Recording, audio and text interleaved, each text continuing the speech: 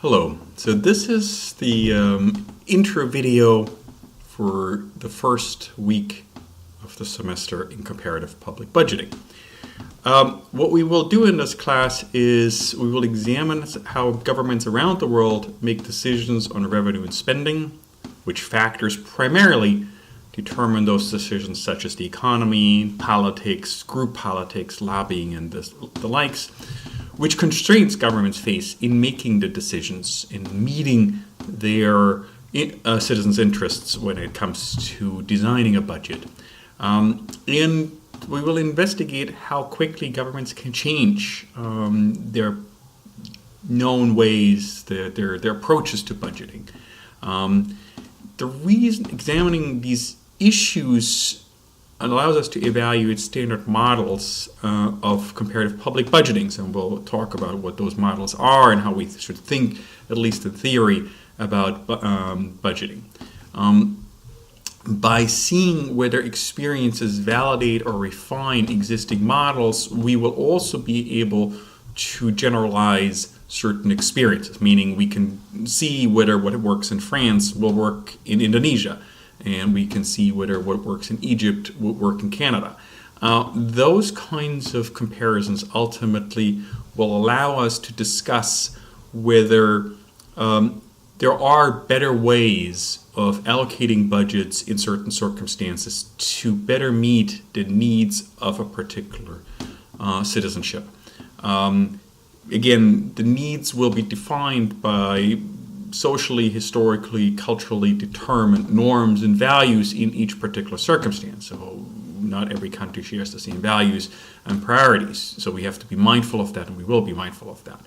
But drawing relevant lessons and comparisons will allow us to ask and answer the question, discuss the question, whether what we see in one country could help us learn lessons for another to improve outcomes. I can't emphasize this point enough. Budgets by themselves aren't exercises onto themselves. They serve a purpose. They reflect the norms and values of a country. They're often aspirational documents saying this is what we would like to do. The implementation of those budgets might look different from what the aspirations are, but we will investigate both. What are the goals of a country? What are the aspirations expressed in a budget? And what does the actual implementation of a budget look like? And in each case, we will see that there are certain differences between what a country really would like to do, what its budget says they would like to do, and what they ultimately do in the budget implementation. And the discussions will center on what are the factors that drive wedges between these various factors. But in the end, our primary goal here is to understand how could we, in our own work, in our own research, often most of you are practitioners or want to be practitioners, how can we better design budgets and budget processes that meet the needs of citizens in a particular circumstance, in a particular country, in a particular region, in a particular city. That has to be the primary goal and will also of this discussion, and that will also guide our conversation throughout the semester. As much as we will get bogged down often in sort of the minutia of who makes which decision and who fights with which group or which allocation and which program, in the end it is about governments delivering services for their citizens. And the question is there a better way? Are there certain needs that are not met that should be met? Are there better ways of meeting the existing needs? Like we may deliver a wonderful housing program, but maybe that housing program that we did give to our citizens could be done more efficiently, could reach a larger amount of people, could reach a different group of people who are completely underserved by existing policy. Those kinds of questions have to be guiding our conversations and will guide our conversations as we go forward. We will discuss first in this week the models of how we should think about comparative budgeting, of the factors that drive and determine public budgeting.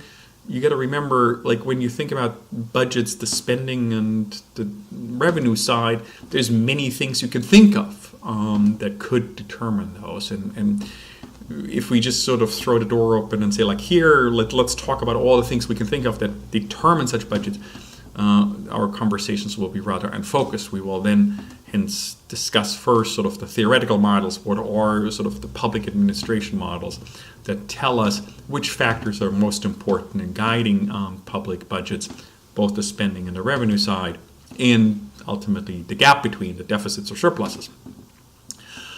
We will also then, going from the models, have a longer conversation about various definitional issues such as deficits, debt, what is budget, what's spending, what's not spending, what's on budget, what's off budget, what's macro budgeting, what's micro budgeting. You don't need to know all of that now. I will talk about this on our first week, and I've also written that down in my class notes, and I will post those class notes on Blackboard, so they will be all available to you. But again, we will start first with a theoretical model approach, then go through the definitions, and then sort of move into country experiences in the coming weeks, but probably not in the first week of the semester. Again, I can't emphasize this enough.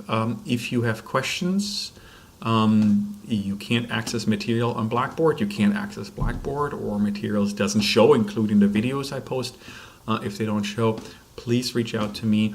The best way to reach me really is email for the on-campus students. I'm usually on campus right before class because I'm teaching another class early in the afternoon. You can come by my office on the 3rd floor in McCormick. I'm next to Andrea Ward. But for the online students, obviously that's not an option. You can reach me by email. I typically respond within 24 hours or less, even on evenings and weekends.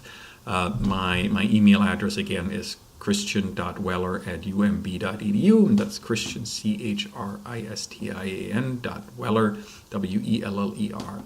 @umb.edu. Thank you very much, and see you soon.